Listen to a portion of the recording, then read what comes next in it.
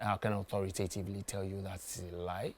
And then another thing I want to ask is where exactly, he needs to even tell us where exactly he got $130,000 cash from.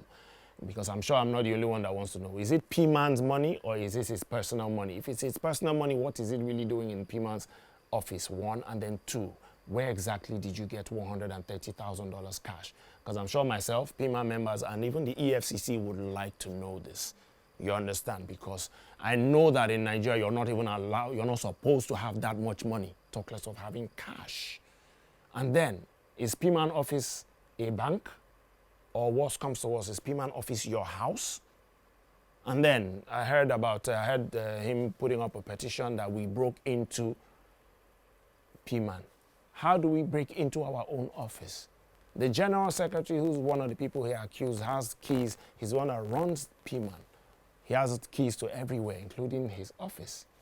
So there's nobody needs to break into anywhere. He was making all these decisions by himself. That's still part of the things he was doing that was against the constitution of PMAN. So nobody tried to stop him from buying anything because we already saw it was bought. And then talking about he goes around saying some people tried to stop him and wanted him to share money. Nobody asked him to share money.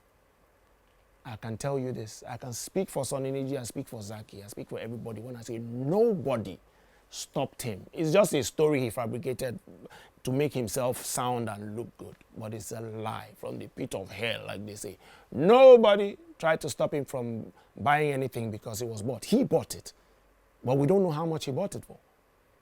Even when he went to buy it, we don't know. Because in the beginning, we all sit down, we make decisions, we agree on it, we sign. That's how the union works. But all of a sudden, he started doing things by himself. And you know, when money comes in and one person just starts running a loan, you know he or she doesn't want you to know exactly how much is being spent. And then a certain amount of money came in dollars. How did we know about it? We were in the office to have a regular PMAN meeting. And we asked the General Secretary, we're waiting for the president. He said, oh, the president traveled. Well, I traveled, we don't understand. He said, yeah, the president traveled. We said to where? I think it was either America or so. And then we asked, when did he travel? He said 2 weeks ago. And we're like, come on, he traveled 2 weeks ago and we're just finding out today? He said, yeah, that we're like, look, normally when a president travels, what happens? The vice president is put in the know and he takes over proceedings until the president comes back. But we had to find out 2 weeks after he had gone. This was part of the issues. He kept making decisions by himself. And we weren't okay with it. Then it was at that same meeting that we heard that some thousands of dollars were paid. Oh, we're like, oh, nice. Money's been paid. PMAN is making money. We asked the treasurer then, Ashagangali, how much exactly was paid. He said no money was paid into the PMAN account. And we're like, how? Why? He said no money was paid. And we asked the General Secretary, what happened? Where is the money? He said, oh, it was paid into the president's personal account. And we're like, but is that supposed to be? And everybody said no. So what's the issue?